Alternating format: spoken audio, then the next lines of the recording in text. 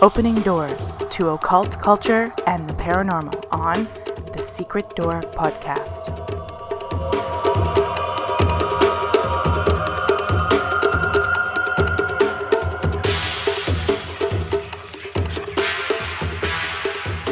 All right, everybody, welcome to the Secret Door podcast. And behind the Secret Door today, I have with us on the podcast Kieran Woodhouse and Kieran Begg, the two Kiarans. They are both paranormal investigators and they have both been on the show before. Kieran Begg came to talk about an investigation he did at Pontefract, I believe, and Kieran Woodhouse came to talk about his book that he had out last year about paranormal investigations and sort of like a 101 and how to get into it. And we're kind of having a paranormal roundtable here where we're going to talk about the impact of franchises and television on real paranormal investigations. But first, I'm going to ask Kieran Woodhouse, Kieran Begg, both of you can just say hi and then know the difference. You're both from the UK and you're both named Kieran, so this is going to be interesting. So, Kieran Woodhouse, anything new going on in the paranormal? Anything you've done lately? Yeah, I mean, at the moment, it's all obviously been put on a stop. But just before that, I've been kind of going around the country giving a new presentation about evidence. So the following from my book, which was an introduction to paranormal investigation, I'm now working on experiences of a paranormal investigator. So the idea being that these people are coming on a journey with me. They've got the 101 now, and now they're going to start experiencing things, and they might want to know what that is. And in order to kind of get evidence and for my presentation, I studied a house. I went to a house, spent a fair bit of time there with this family, and it is very, very similar and only a few miles down the road from Enfield, and of course the famous Enfield haunting. And it's a very, very unique case. I've got hours and hours of video footage of physically things being moved, things being thrown, audio phenomena. I guess some kind of weird electronic phenomena, walls being shaken, shadow forms running across hallways and through doors. A fantastic case, really. Privileged to be looking into it. That's fascinating. So, Kieran Begg, what's new? What's going on at your end? Not an awful lot, to be honest. Unfortunately, my colleague Chris has been very unwell recently, so we've kind of had to put everything on hold until he gets better, really. So we've just kind of been working on doing our podcast and just trying to do a lot of research for that, really. Great. Yeah, we're also doing this as a swapcast. So basically, I'm going to put this out, and this podcast will also be on. I believe you both run podcasts, right? Yeah. Yeah. So Kieran at the Paranormal Guys, that's his podcast. He'll be hosting this, and Kieran Woodhouse will be hosting this. So we're sort of getting 3 podcasts in one recording. That's correct. Yeah. Yeah. Okay. I mean, you don't have to go too far in the UK probably to even have an investigation. You could probably go out in your backyard and find something to investigate. You could guys be in lockdown and probably walk 10 feet and go, oh my God, I think this place is haunted. I'm being a little sarcastic. I wish it was that easy. No, I know. Yeah, I think it's the subject we're going to talk about later is kind of puts a stop to how that's possible anymore, really. But yeah, I mean, good point that one then. Yeah.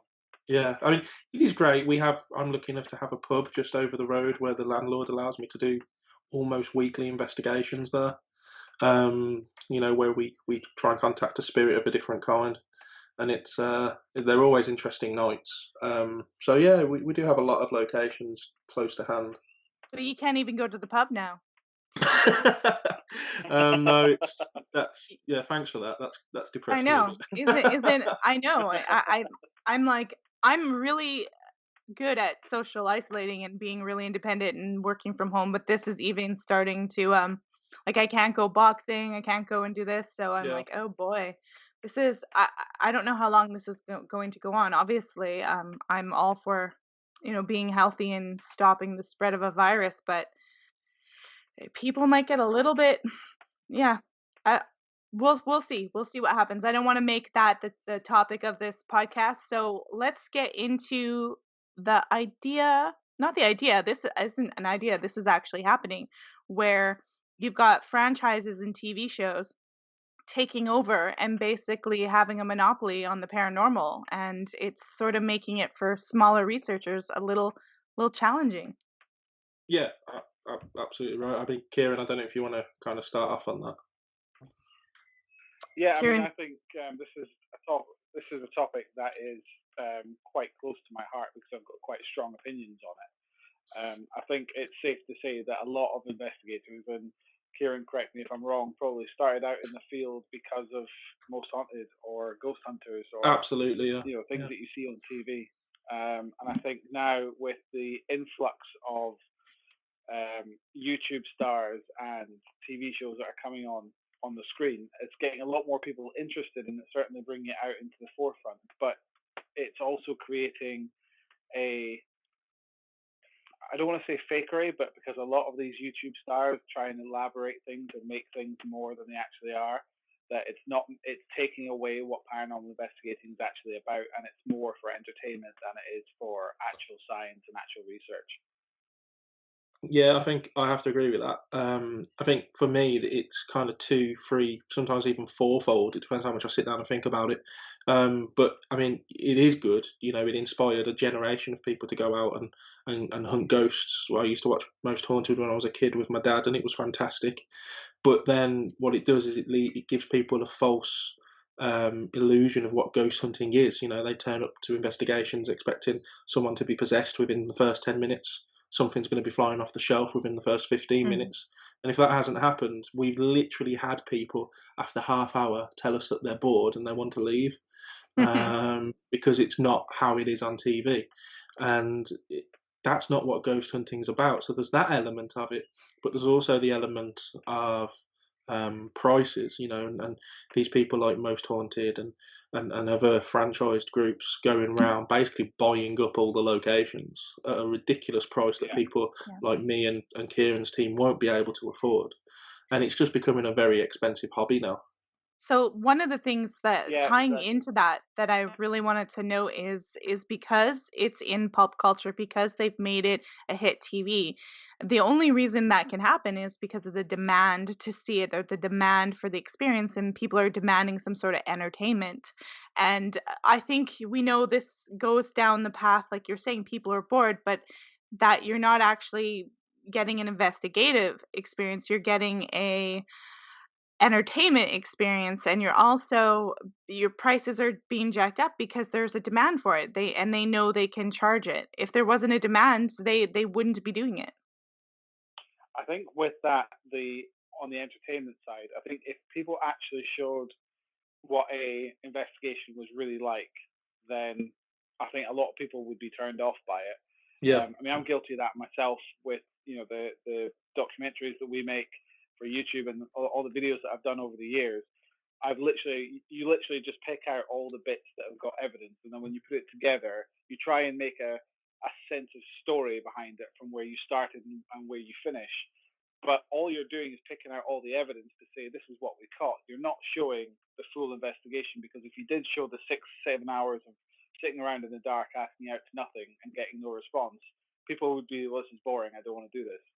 So the TV shows are trying to show the full investigation, and 9 times out of 10 when you investigate, certainly in my experience, that you don't get an awful lot.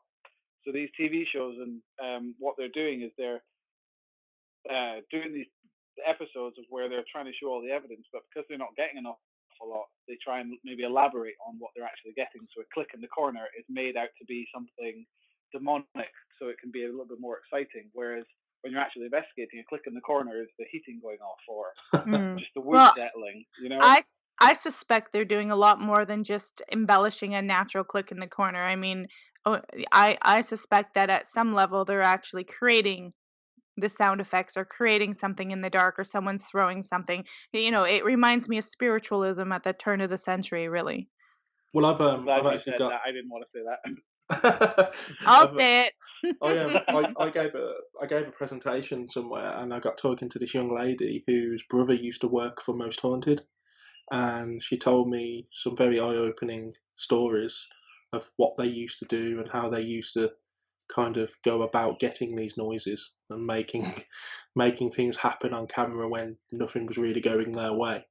And of course, the other thing to remember is that when people come on an investigation with us, we are there for, as Kieran says, 6 hours, 7 hours.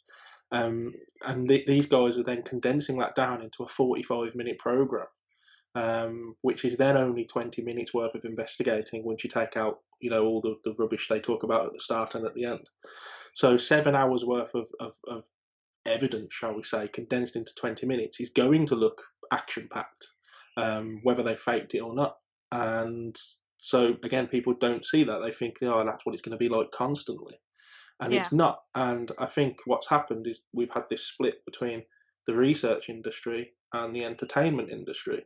And it's almost like wrestling. So, WWE or WWF or whatever it's called now, um, people, they want that. They want to watch this kind. They know it's fake. That they know it yeah, is, but they love it. They love the entertainment side. But what they don't see is, the day of where all the roadies are setting up the ring and setting up the walkways and putting all the chairs out. They don't see that, and they don't care, and they don't see the aftermath of tidying it all away and making sure that everything's okay again. They just want the fighting kind of thing, um, even though they know it's fake. I just want to elaborate on a point that you made there. You talked about obviously the research side and the entertainment side. When I started out investigating back in 2009, there was a plethora of groups around Bristol that every single week they would be releasing reports about an investigation that they had. Now, whether or not that I just noticed it because I was looking out for it, but now when you try and find paranormal groups, they're not releasing out reports about what's happening. It just seems to be that they're putting videos on YouTube and making these 45-minute shows to try and get views. And by the end of it, they're going, click the merch, link in the bio to get our merch, Yeah. follow us on Instagram, Twitter, all this kind of stuff. And the whole research aspect of it is now gone. There's no, hmm getting people to read your reports and be excited about releasing a report and what evidence you've got. It's now about trying to get people to follow you now and try and be paranormal influencers, I think. Well, yeah, paranormal influence. There's a guy on YouTube. I won't say the show's name, but he's from the US and he's like he runs it where his whole entire family's involved and it gets like crazy where he'll say he's possessed by a demon and then he'll on his Facebook he'll show himself in the hospital, pictures in the hospital and try to tie that into the possession and his whole kids and they're all involved and they make good money from it. So they have to keep this crazy I don't know, he's got, like, this little cult following and he's, like, a rap star too, and it's just like, "Oh, Jesus." It's so Wow, what it's a it's mix. it's so bizarre, but you know what? People watch it, and he's got this whole community of people who support him and work with him and help him make his money, and he pretty much lives off of this, like, this is his living.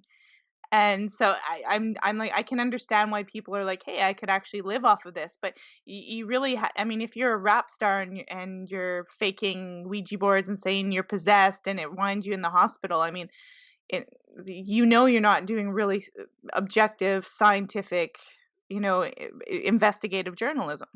No, I mean what you just said there about the whole kind of, this guy is kind of, I don't know, knows he can make money from it. That's the biggest thing because we all start out with best of intentions, and I think the people that run these groups do, and I think most haunted did. But the second money starts to play a big part, and that they realise that they can make money from tickets and as Kieran says, merchandise and followers and things like that, then I think their whole priorities change, and as soon as that happens, in my opinion, they don't kind of they no longer become reliable sources for Yeah. research, because they're only in it for the money, and I think that's what's happening. Yeah. Well, I mean, this guy, if I may say so, there's no paranormal, investigative, anything. It's all about the cult of personality with the show, is what I noticed. It's all about him, rap star. da da da da da. It would be like I don't know, Madonna suddenly starts paranormal investigating.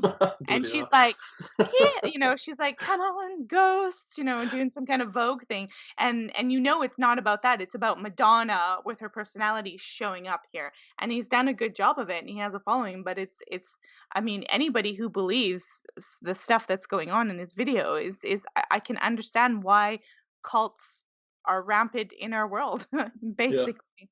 Yeah.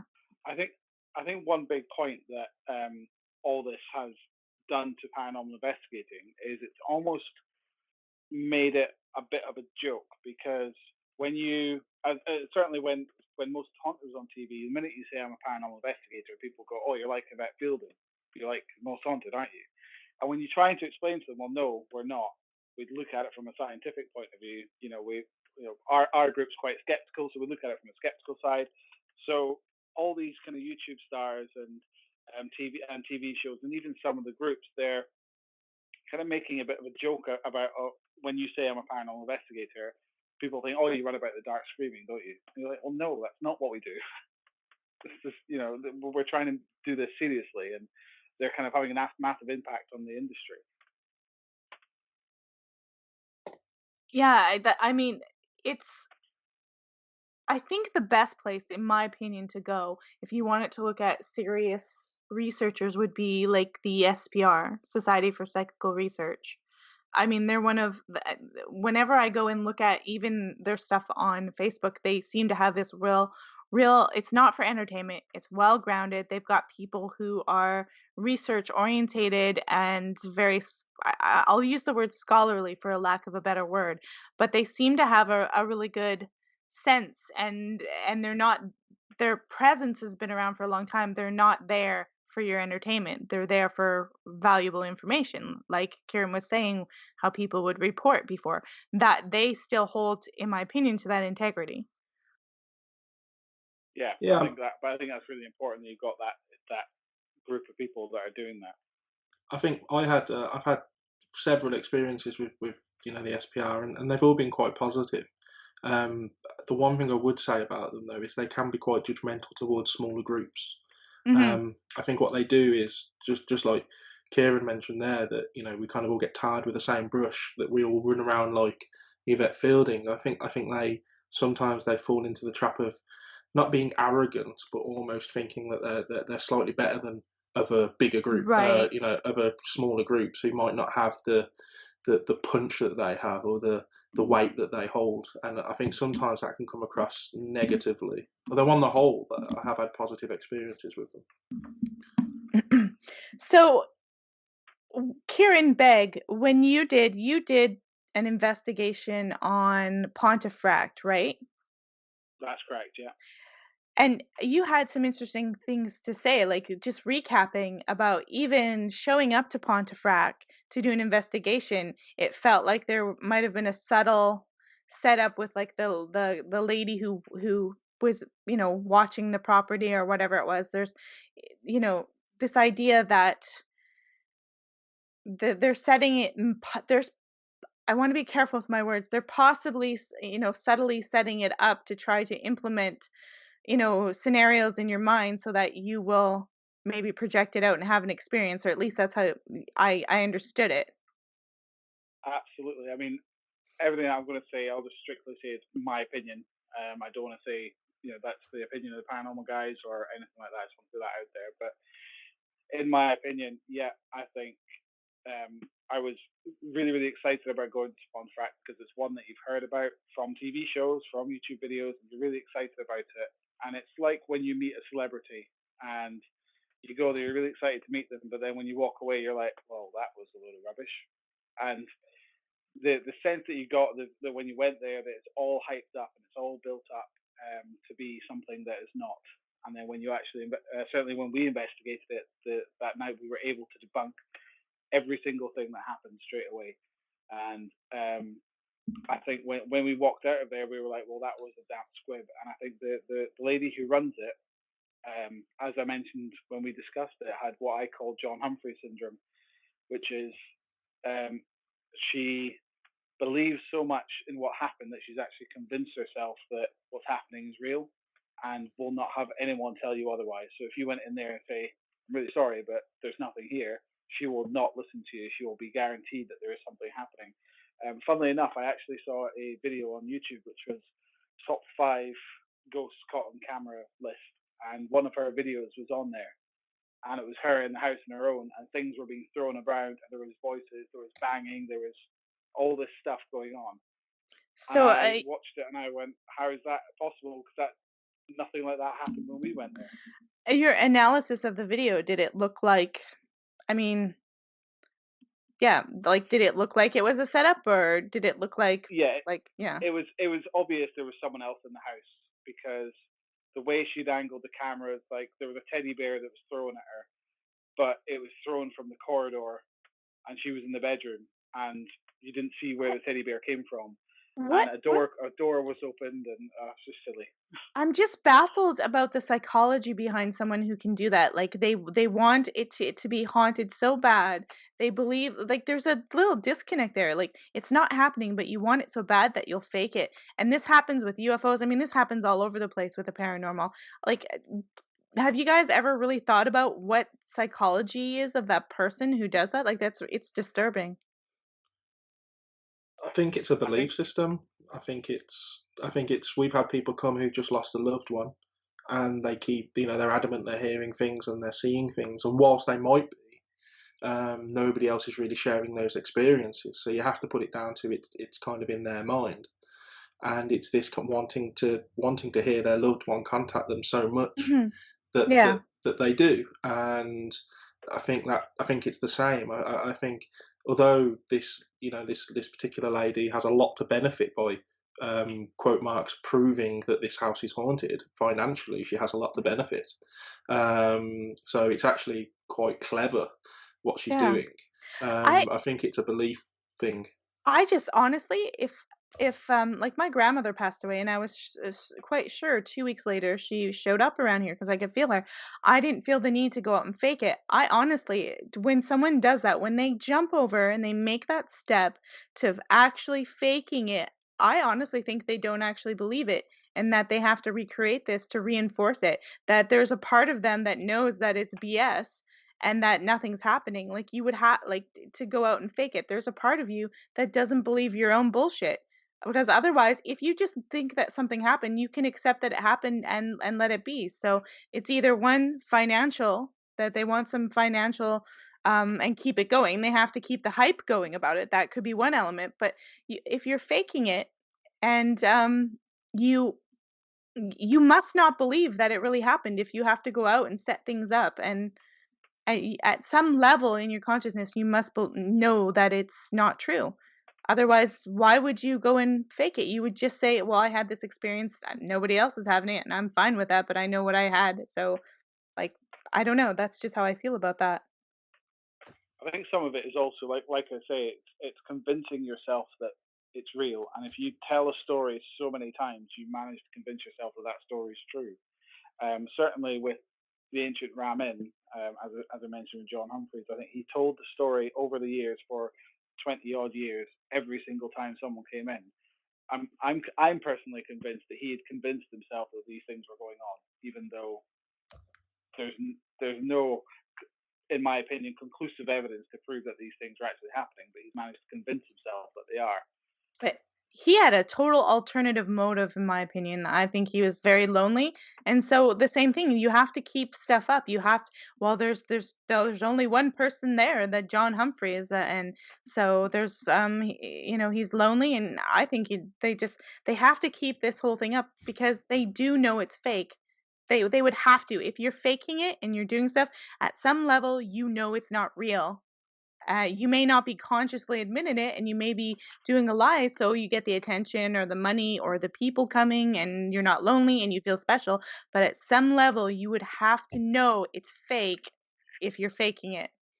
Well, interestingly, we went to the ancient Ramin after John had passed, Hmm. and it was one of the most uneventful nights I've ever experienced.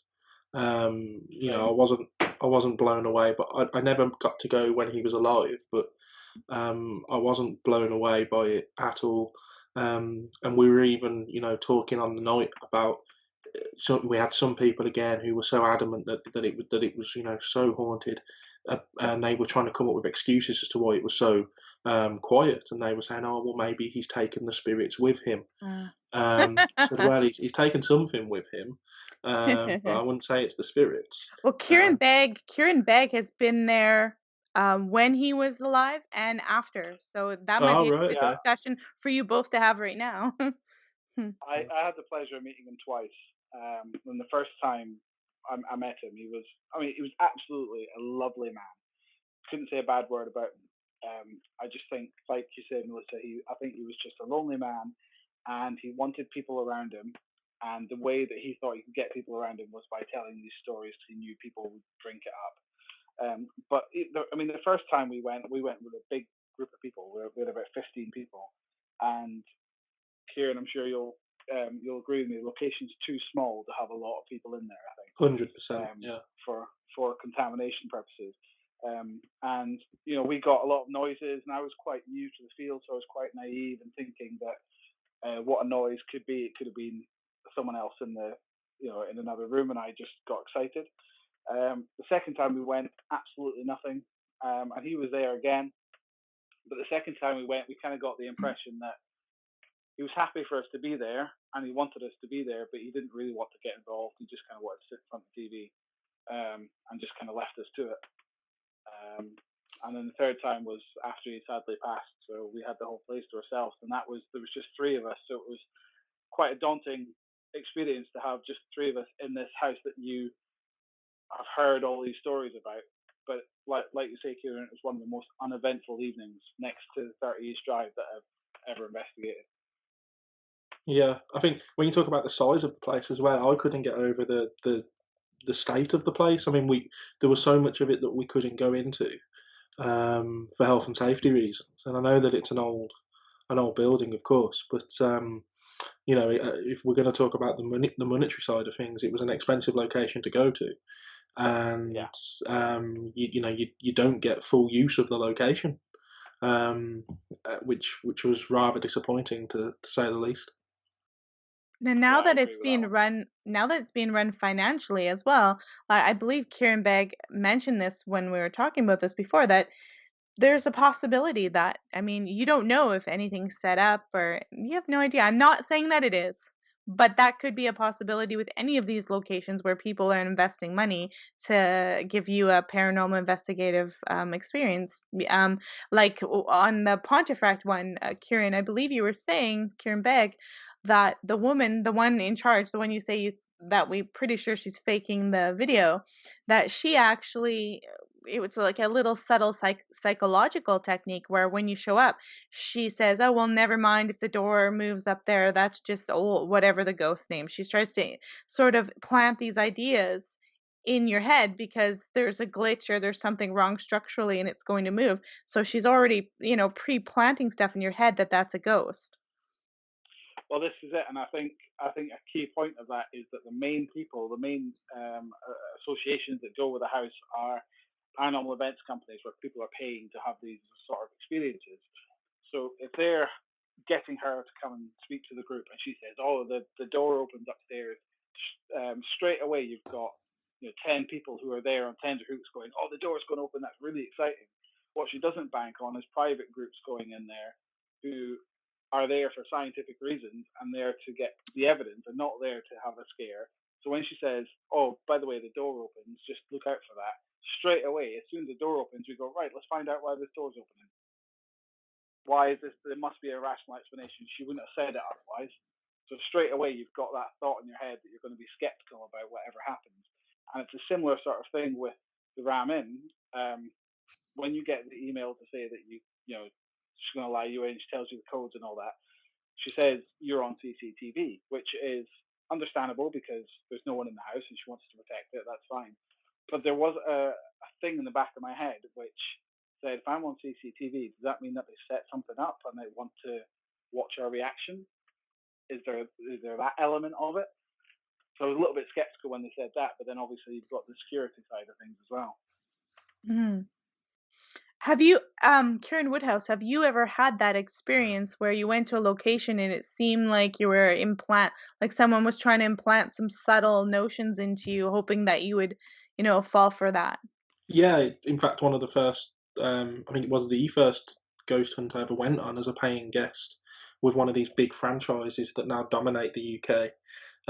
We went to a place called Dudley Castle, which is not far from me, and they had a resident medium that was coming round with us. And all night she was telling you, oh, there's a man following you, and is everyone else feeling cold, and can anyone else see the shadow by the doorway? And she was really pushing you down kind of avenues of feelings and sightings. And it was so it was frustrating, but it was fascinating to watch this kind of group herd mentality, where she would tell someone, "Can anyone see the shadow?" And you'd have 6 or 7 people all say, "Oh yeah, yeah, I can see that now."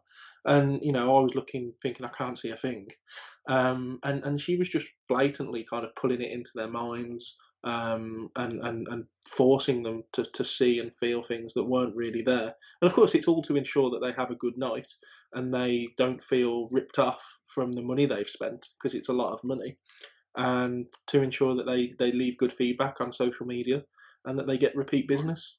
I find a lot of psychic mediums and spiritual people often do this. Like I've been sent videos, say like, okay, you'll have somebody who says they're possessed. Say they're possessed. I'm just using this as an example because I've seen this before. They say that they have a demon, or they're saying they're having problems, and someone who says they're an exorcist or a psychic that does these sort of clearings, um, there's something strange going on. Like the person who's saying they're possessed wants some kind of attention, and I believe there's something other than possession going on. So they'll get in contact with a psychic medium, and then they'll send stuff as evidence. And I've had psychic mediums show me their evidence, and it was like literally a door creaking just a little bit. It could have been drafted, and I was thinking, God, if that's a demon, we don't have much to worry about. And I, like, and I was just like, really? And they were putting stuff up as evidence, and I said, if you go out into the paranormal world, or I'm like, you're gonna get trashed. Like people are going to be like, that's ridiculous. I don't hear anything, I don't see anything. I can guarantee you. So I've also noticed that they'll do that, but they like to keep it in small little groups with their small little followers, because those people are easy to control, to make like so that you believe that this is real. But there's something weird going on between some of the medium psychics and their clients. It's like some sort of, I don't know what to call it, where the person who's possessed has some issues and they want some attention, and the psychic medium, well, they want to be validated as a psychic medium. And I just found that often when I was listening and looking at people's stuff, that there's this weird relationship going between psychic medium and their clients sometimes. And it's in the evidence that they were presenting to me. I just was really, I couldn't. I'm like, well, okay, I don't know what to say. Like I've seen my door move like that, and it's like a breeze, or it's the hinge, or there's some logical explanation. I don't know what you want me to say to you. I can't validate that there's a demon in that house. I'm sorry, I just can't. I've only ever used a medium once on an investigation, and that was when I first really ever started investigating back up in Aberdeen. Yeah. And he came along to the investigation, and nice enough guy, had a nice conversation with him. But the group I was part of was quite scientific, and he refused flat out to be tested. So, when he asked something about, I can't remember what he said, but he said something about like a woman being in the building. But when we asked him about the woman, asked for her name, and tried to actually correlate it with some of the research that we had done, he absolutely outright said, "Oh, she's not giving me her name. She's just appearing in front of me. She's not really talking to me." And it's just like, Mm. really, like if you are 100% confident in your abilities, and you can, you're standing in front of me saying that you can speak to the dead, then surely you would tell me absolutely everything I need to know. Yeah, I Now, think I have to. Sorry, I think with that, I've had that with mediums where I've had readings and they've said, "Oh, there's a guy here, and I don't know if he's your granddad, or he might be your wife's granddad, or maybe your mom's granddad." And I'm like, "Well, can't he just tell you? Can't Exactly. can't he just tell you that he's my mhm, granddad?" It would make all of this assuming a lot easier to deal mhm. with. I've never understood that. Now, I do think that there's an ESP that happens between humans, but I don't think that it's some kind of woo-woo talk to the spirits. I think like humans naturally pick up on, especially if you're close to someone, you pick up on their thoughts or their habits or their subtle body language. I do think there's some natural thing that happens, but I don't think it's some all-powerful, ridding demons or communicating with the beyond necessarily. It's a little bizarre, but Derek Okura recently passed away. Yeah. Speaking of mediums, and I don't want to be negative on Derek because he had, like I said, he unexpectedly passed away. But I think he's one of the big ones when you talk about it that has led to this sort of, and there's shows that have come before him where they've done this, but he's a biggie when it comes into, mediums and the entertainment sort of aspect and using them as a tool to find out if there's ghosts. And I mean, when you look at it, it's if there is a psychic ability between humans that's really natural and subtle, someone like Derek Kokora shits all over that, for lack of a better word. I mean, I completely agree. I mean, I went to go and see him live a couple of times because my grandmother was obsessed with him and she wanted to go see him live.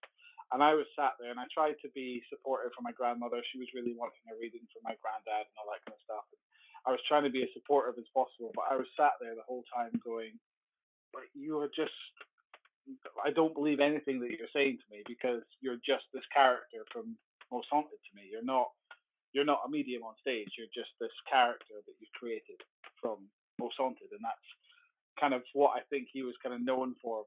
I think he was really famous for being on Most Haunted, and whenever anyone went to go see him, it was because of Most Haunted and not because of his psychical ability. Yeah, he's probably cold reading for the most of the part, would be my guess. I would say so too. Yeah, I think so. I mean, a lot of the time he would say, "I've got someone here with tubes sticking out of them," and that's what he's showing me. And I'm like, well, 9 out of 10 people die with tubes sticking out of them. It's Yeah, not exactly. It's not yeah. exactly. Uh, He you he's know, he's taking a vague description, throwing a shot in the dark, and because he knows someone will be like, "Well, my nan had tubes. Wow, maybe that's my nan." Like, and exactly. the chance, yeah, like you said, the chances are is that there's, 40% of the audience who's recently had somebody who had tubes connected to them before they died in the hospital.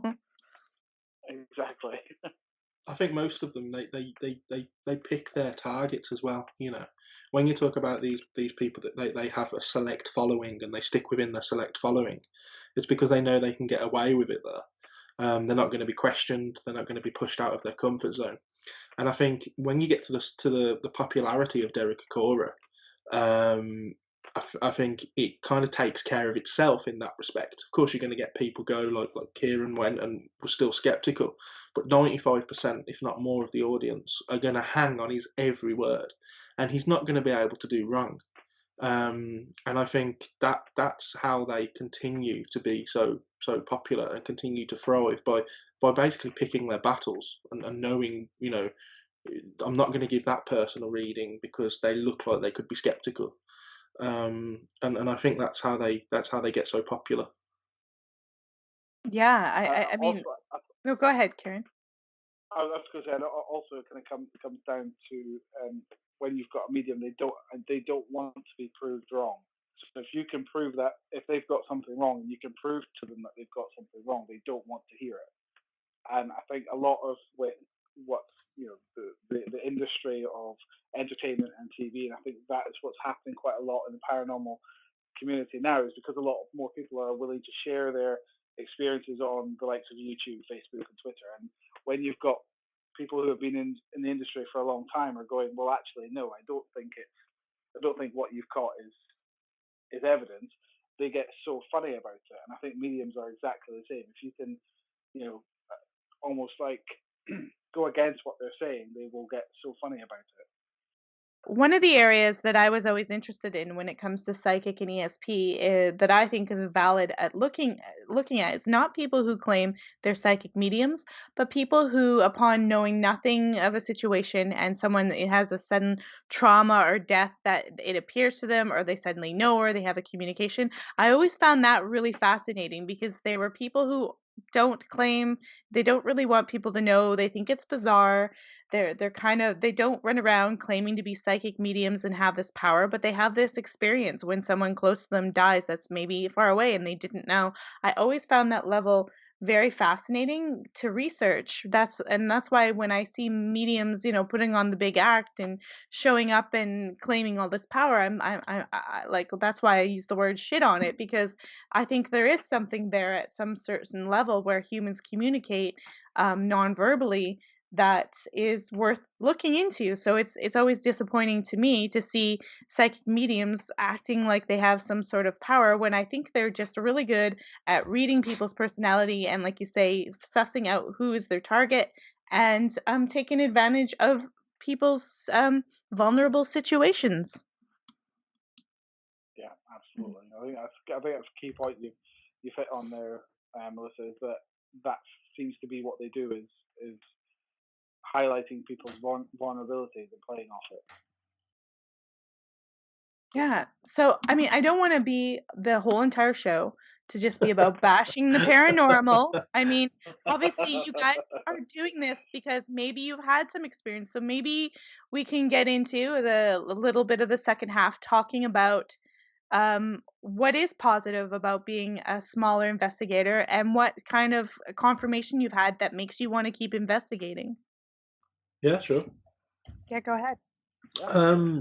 I think for me, one of the most one of the best experiences I've had is this house that I mentioned at the start that I've started kind of conducting a case study on. Within minutes of walking into the house, one of their most common claims was they would have pennies thrown at them, and I have pictures to show where pennies have hit the plaster wall and dented the wall. Such was the force that these pennies are being thrown. And within 5 minutes of walking into the house, we'd had two pennies thrown at us from upstairs. Of course, I went upstairs to find nobody up there. And then throughout the night, it got weirder and weirder. We were all conducting a spirit board session downstairs, and we were all accounted for. And every single one of us in the room heard three footsteps creaking on the landing upstairs, and then the door. It was a quite a classic creaky door moment, but the door got pushed open, and we got the door opening on camera. Of course, I've never ran so fast in my life. Got up the stairs, nothing there. We tried to recreate it by walking across the landing, and we could recreate the sound of the footsteps, but we couldn't account for what had made them or what had opened the door either. So when you see stuff like that and you experience stuff like that, and although that is the very, very, very small percentage of times, that's what makes you want to keep going back for more. I think for me, was an experience I had when I investigated the Breandown Fort. Um, in Sorry, which Somerset. place was that? Uh, it was called Breandown Fort. It was Okay. an old Napoleonic fort, just down from Weston-super-Mare, and we were filming down this corridor, and there was no female members of staff, if you like, with us apart from my partner. And when we were filming, we didn't hear it at the time, and it wasn't until it was back at the footage that we caught what sounds like a little girl crying. And when I heard that, I was watching the footage at 3 o'clock in the morning, and I absolutely pooed myself when I heard it. I was very scared by it, but I was also very excited by it. And so I was trying to debunk it the best I could, but I couldn't because we didn't hear it in time. So it was quite exciting for me. And then I showed it to a parapsychologist who's been on Most Haunted. I'm sure you'll be able to guess who it is. And he actually said that he was very intrigued by it. Was that And another he Kieran? was. It was another Kieran, yeah. We did a talk in York, and he was there to do a talk as well. And we played the EVP for him, and he was very excited about it and asked if we'd gone back to try and recreate it. And I said, unfortunately, the location is not allowing investigators there anymore.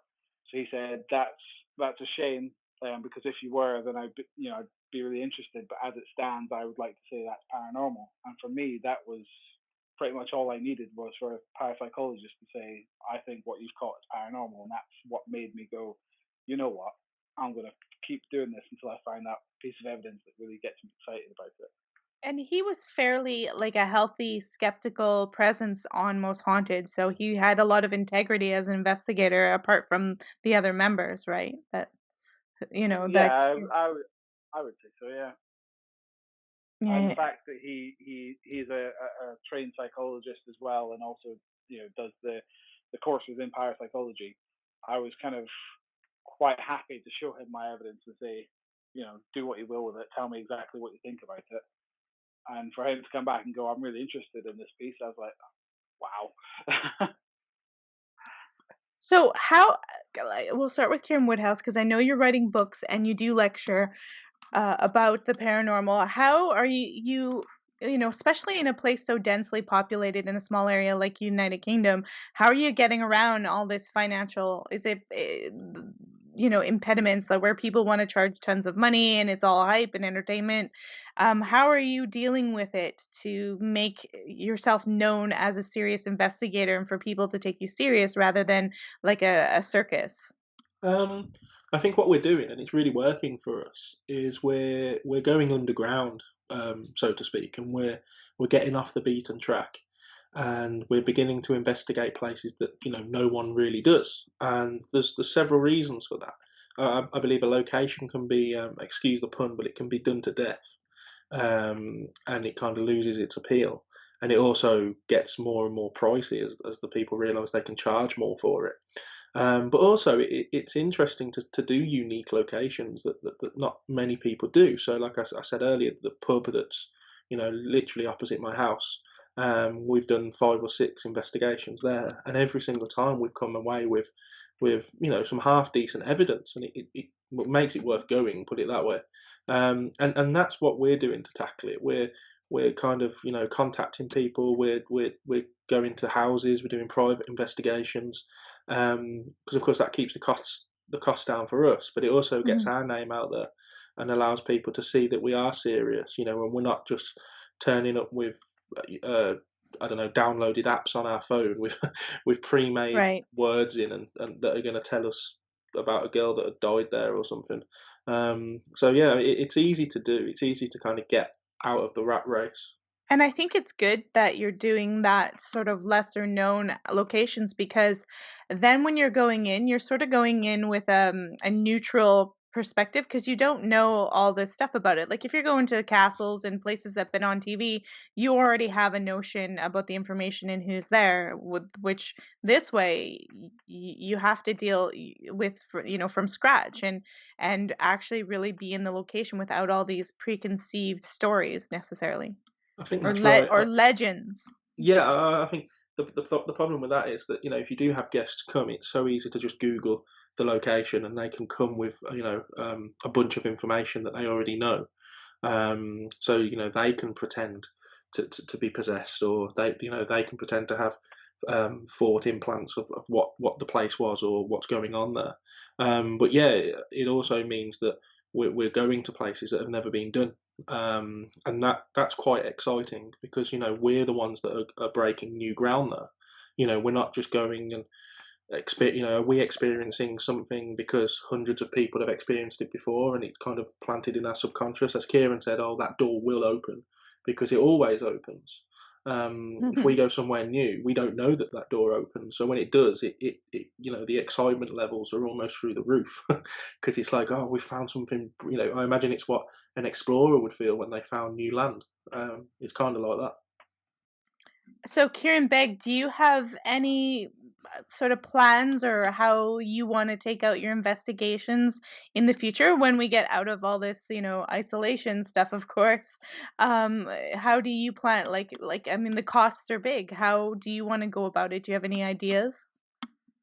Well, obviously we've got to get out of the situation, but also I need my colleague to be as fit as he can be, and just at the moment he's still up in the air, and we just kind of want to make sure that he's all right to start off with.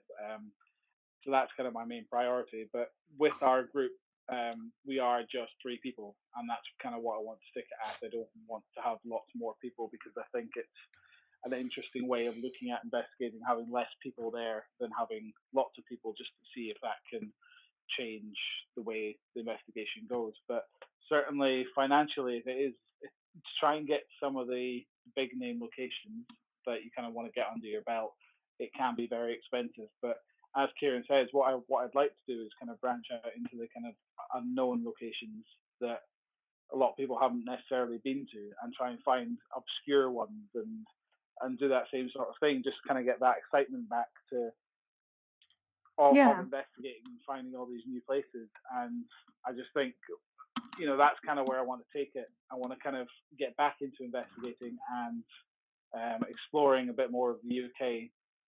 But like I say, I just need the team to be 100% healthy and ready to go. That's kind of my priority right now. I had Cal Korff on my show about a month and a half ago. Now he's a high skeptic. He's an investigative journalist, and decades ago he busted a lot of UFO cults. So he's coming at this from a skeptical point of view when he did the paranormal. He does many other things, mostly political journalism, and he said, and I'll see if you guys agree with this, that if it's happening and it's real and it's happening in our world, I'm paraphrasing, this is not an exact quote, and it's actually tangible and it exists and this paranormal stuff is happening, it could actually no longer be the paranormal.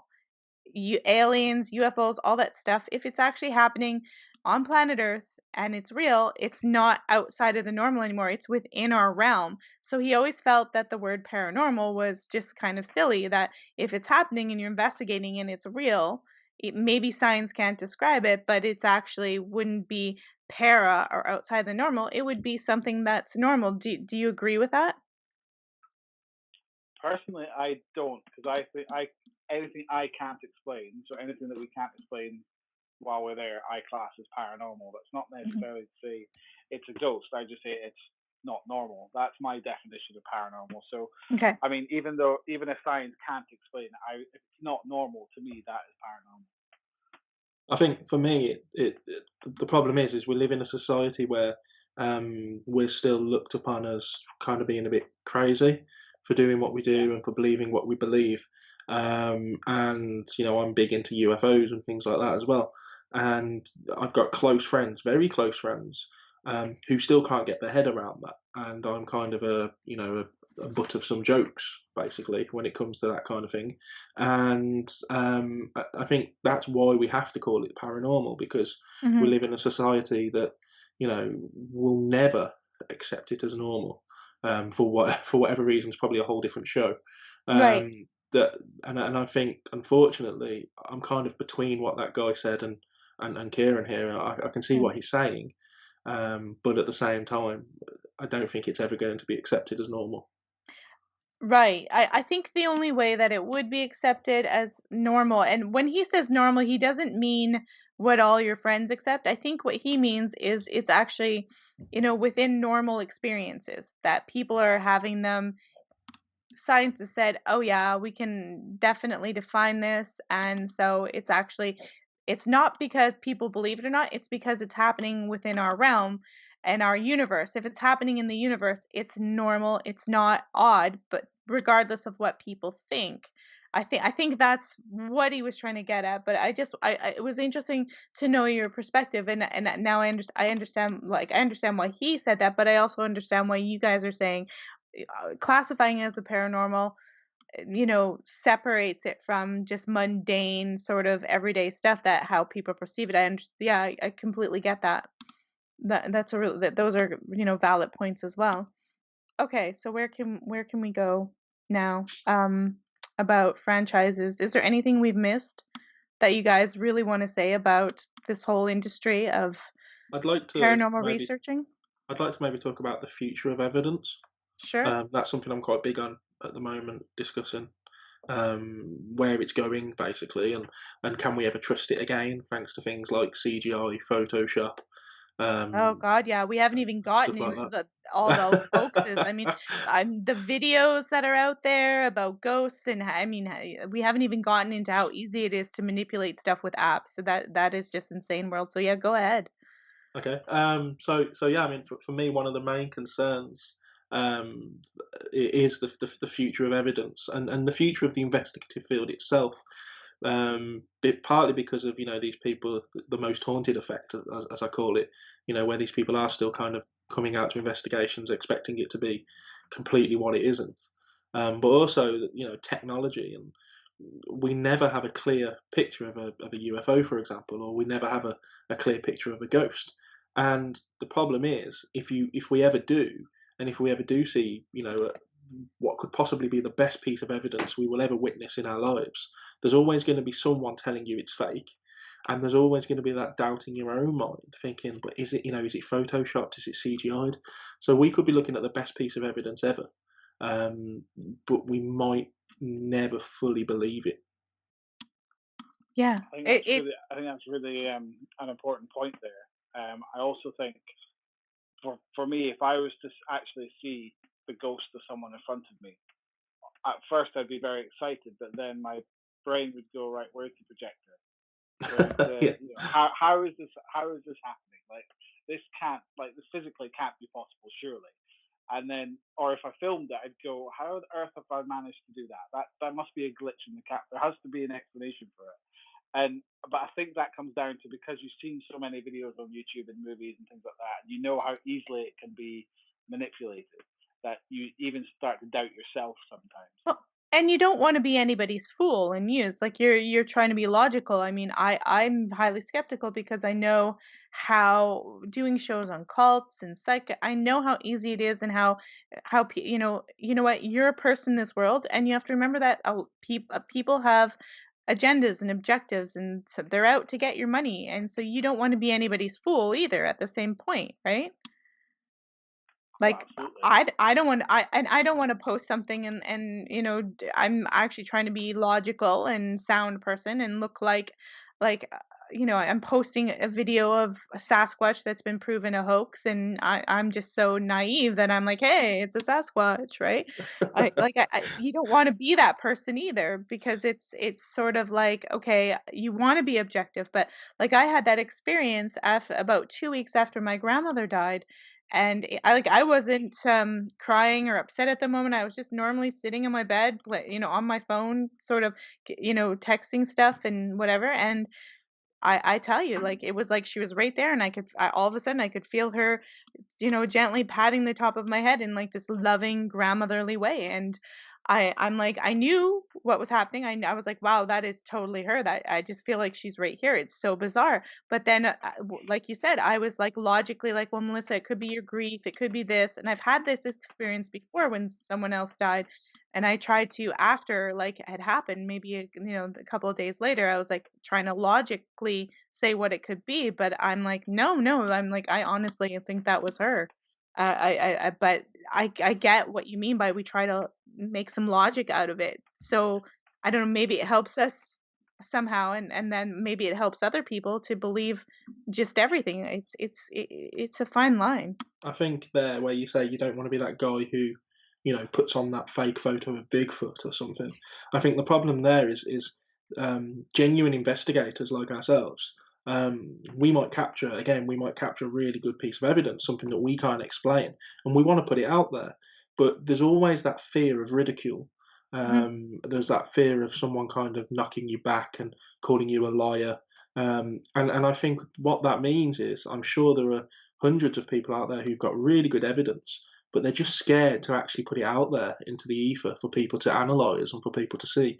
They're just scared of the kind of the feedback they're going to get, and to be quite honest, the abuse. Because I've seen that. Yeah. I've seen people become quite nasty when their beliefs are challenged. And Yeah. I think that's a massive point to make, that there's so much evidence out there that people are holding back because they're just scared. But I think a lot of it can derive from this whole TV media aspect. Because if you look at like videos that are on YouTube of it's kind of two industries almost are bleeding into each other. You've got urban explorers who are also dabbling in paranormal investigations, and they are using things like spirit boxes and doing all the kind of things that Zach Bagan does and all those kind of things on Ghost Adventures.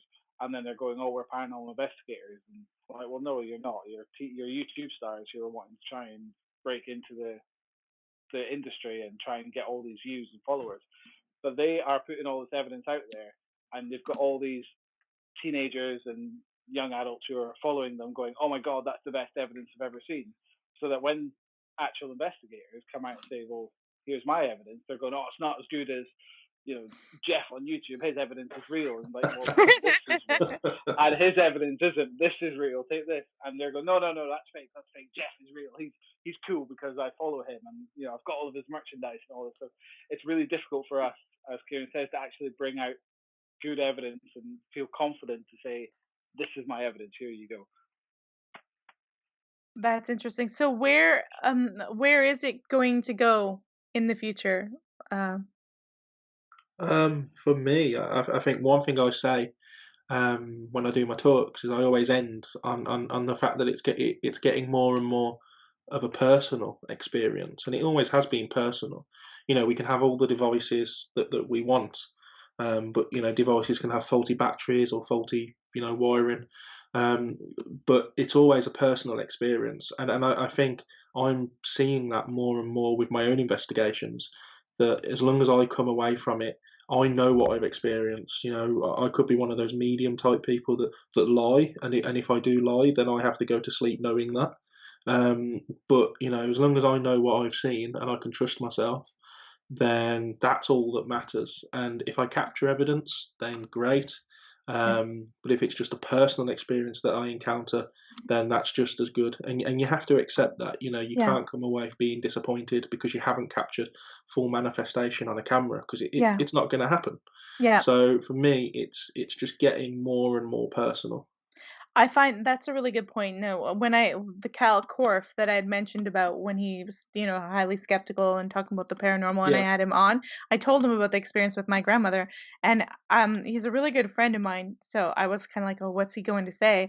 How judgy is he going to be? And he was like, you know what? I've had some experiences that I couldn't explain, and that's a personal experience. It doesn't mean we have no way of proving that. It doesn't mean you're a fraud or a liar. You're just saying a personal experience. He's like, I'm out there to crack these cults and people who are purposely, manipulating stuff, not somebody who's just said, I had this really weird experience and it's personal and they're not trying to make money or manipulating anybody. So I think that's a really good way of putting it. I completely agree with both of you there. I think the future is down to personal experiences now, because I think no matter how hard you try, no matter what the evidence you're going to get, the way the world is going now and everything with the internet, despite the fact that you've got this fantastic evidence, no one's going to take you seriously because they're all going to think it's fake. So having the personal experience, and as you say, Kieran, if you can come away with it and go, you know what, I did see that person in that room, then that's great. That's kind of all you need. I think if you write that down in a report and say this is what I found, then that's fine. But and showing pictures, people aren't going to believe it. But if you can walk away from it going, you know what, I did see that, then I think that's the best evidence that you're going to get. That's excellent. So do you guys, I'm going to wrap this up in a few minutes. I'm going to give you guys like last word, anything you want to say about the paranormal, and then we'll wrap it up. And I think that's a great show. Sure. Do you want to go, Kieran? Yeah, I would just like to say that the paranormal is a fantastic field, and for the past 12 years, 13 years, I've absolutely loved working in it, and it's basically my life. I live and breathe it, and I would be lost without the paranormal. And the paranormal community is a lovely community to be part of, because everyone's so willing to share evidence and discuss evidence and help you out, and come on podcasts like this and all this kind of thing. And it's just such a fantastic community to be part of. And if anyone's ever thinking about becoming a paranormal investigator, I would highly, highly recommend it. Yeah, I think I'd just have to echo that, really. Kind of get off your sofa, stop watching Most Haunted, and get out there and start investigating. Theorise, throw theories out there, as crazy as they could possibly be, because you never know what will stick. And just start investigating. Your local pub, like I do, your friend's house, anywhere you can. Obviously, stay safe. But just get out there and get evidence and help the field grow. Excellent. Well, you know what? Right now, you're actually considered a warrior for sitting on your sofa. So don't get out. Don't go out there Of right course, now. not If yet, you not guys yet. are under lockdown, wait a little bit. But you know what? You can use this opportunity in your house, to start writing and researching on the internet and making plans. Absolutely. So don't just sit on the sofa and watch, Tiger King or whatever the hell's out there on Netflix. God. All right. Well, so Kieran Woodhouse, where can people find you online? I've got, as you mentioned earlier, I've got my own podcast, so that's the Paranormal Paradigm podcast. So if you search that on Facebook, you'll come across our page. You can just search for me on Facebook, Kieran Woodhouse. I'm always happy to kind of answer questions and get in touch with people. Kieran Begg, where can people find you online? Again, Facebook, Twitter, Instagram, under the Paranormal Guys.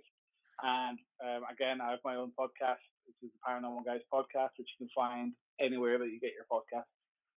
All right, perfect. We'll put all those links in the show notes. I will also, hopefully, if I remember when I edit this, put the links into Kieran Woodhouse Kieran Begg's past show on the podcast. I hope everybody enjoyed that little bit of a show because we're all kind of in a little mini lockdown.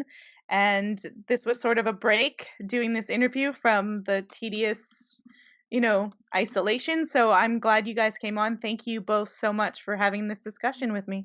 Thanks for having Thank us you on. very much for having us. All right, guys. Take care. And you know what? I know I had this lineup of how things were going to be on the podcast, but it's, I have everything booked right up into May. So I know I said Letitia's going to be out here in this show, but I've done some extra recordings. So you know what? I can't say what comes out, whatever I feel like putting out. But there will be a podcast, of course, every Friday. And I hope everyone takes care. And make sure to follow me on Instagram. Secret Door Podcast. I've just discovered that in Canada, now you used to not be able to add music to your stories. Now you can add music. So you can bet I'm in quarantine. I will be doing weird stories on Instagram and all that stuff. And I love memeing. So thank you so much, everyone, for listening. And we'll see you next time on Secret Door Podcast.